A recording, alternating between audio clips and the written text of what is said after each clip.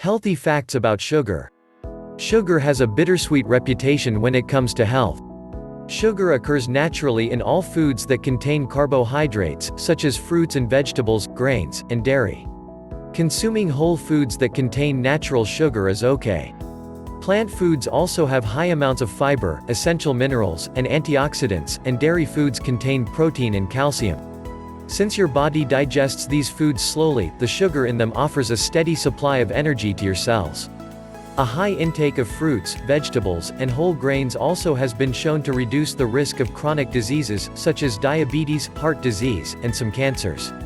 However, problems occur when you consume too much added sugar, that is, sugar that food manufacturers add to products to increase flavor or extend shelf life.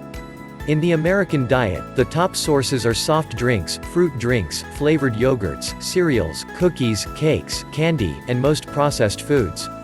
But added sugar is also present in items that you may not think of as sweetened, like soups, bread, cured meats, and ketchup.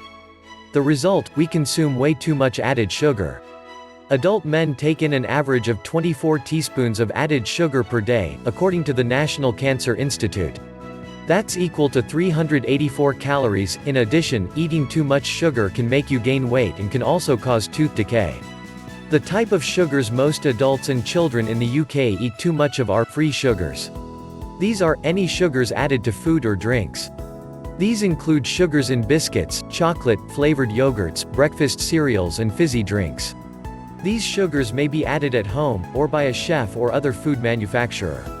Sugars in honey, syrups such as maple, agave and golden, nectars such as blossom, and unsweetened fruit juices, vegetable juices and smoothies. The sugars in these foods occur naturally but still count as free sugars. Sugar found naturally in milk, fruit and vegetables does not count as free sugars. We do not need to cut down on these sugars, but remember that they are included in the total sugar figure found on food labels. How much sugar can we eat?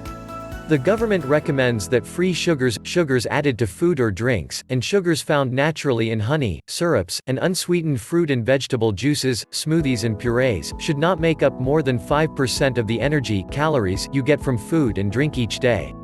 This means, adults should have no more than 30 grams of free sugars a day, roughly equivalent to 7 sugar cubes. Children aged 7 to 10 should have no more than 24 grams of free sugars a day, 6 sugar cubes. Children aged 4 to 6 should have no more than 19 grams of free sugars a day, 5 sugar cubes.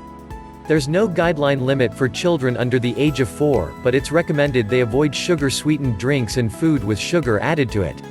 Find out more about what to feed young children. Free sugars are found in foods such as sweets, cakes, biscuits, chocolate, and some fizzy drinks and juice drinks. These are the sugary foods we should cut down on. For example, a can of cola can have as much as 9 cubes of sugar, more than the recommended daily limit for adults. Find out what the top sources of free sugars are.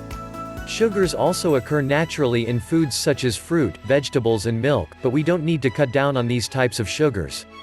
Be aware that these are included along with free sugars in the total sugars figure that you'll see on food labels. Find out more about nutrition labels and sugar for help on how to tell the difference. Tips to cut down on sugars for a healthy, balanced diet. Cut down on food and drinks containing free sugars. These tips can help you to cut down, reducing sugar in drinks instead of sugary fizzy drinks or sugary squash. Go for water, lower fat milk, or sugar-free, diet or no added sugar drinks. While the amount of sugar in whole and lower fat milk is the same, choosing lower fat milk reduces your saturated fat intake. Even unsweetened fruit juices and smoothies are sugary, so limit the amount you have to no more than 150 milliliters a day. If you prefer fizzy drinks, try diluting no added sugar squash with sparkling water. If you take sugar in hot drinks or add sugar to your breakfast cereal, gradually reduce the amount until you can cut it out altogether. Alternatively, switch to a sweetener. Reducing sugar in food rather than spreading high-sugar jam, marmalade, syrup, chocolate spread or honey on your toast. Try a lower-fat spread, reduced sugar jam or fruit spread, sliced banana or lower-fat cream cheese instead. Check nutrition labels to help you pick the foods with less added sugar, or go for the reduced or lower sugar version. Try reducing the sugar you use in your recipes. It works for most things except jam, meringues and ice cream. Choose tins of fruit in juice rather than syrup. Choose unsweetened whole-grain breakfast cereals that aren't frosted or coated with chocolate or honey.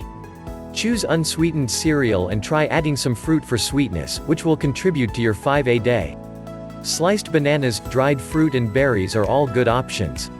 Nutrition labels and sugars. Look at information on nutrition labels and ingredients lists to help reduce your intake of free sugars. Nutrition information can be presented in different ways, including on the front and the back of packs.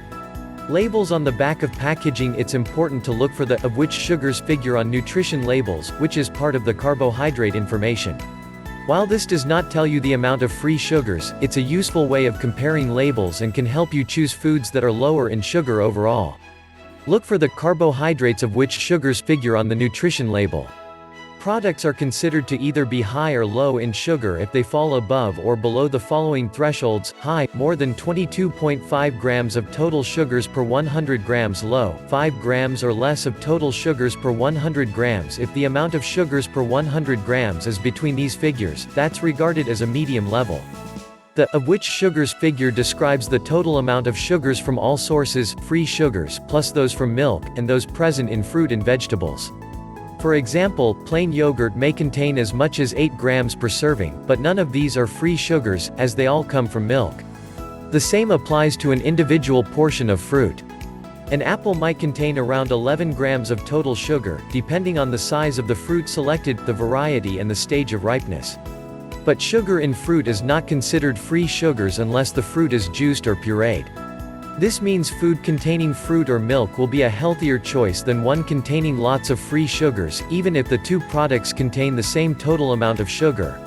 You can tell if the food contains lots of added sugars by checking the ingredients list. Sometimes you'll see a figure just for carbohydrate and not for carbohydrate of which sugars. The carbohydrate figure will also include starchy carbohydrates, so you cannot use it to work out the sugar content. In this instance, check the ingredients list to see if the food is high in added sugar. Ingredients list. You can get an idea of whether a food is high in free sugars by looking at the ingredients list on the packaging. Sugars added to foods and drinks must be included in the ingredients list, which always starts with the ingredient that there's the most of.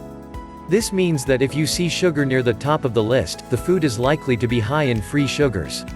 Watch out for other words used to describe the sugars added to food and drinks, such as cane sugar, honey, brown sugar, high fructose corn syrup, fruit juice concentrate, purees, corn syrup, fructose, sucrose, glucose, crystalline sucrose, nectars such as blossom, maple and agave syrups, dextrose, maltose, molasses and treacle.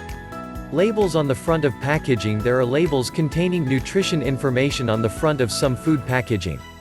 This includes labels that use red, amber and green color coding, and advice on reference intakes (RIS) of some nutrients, which can include sugar.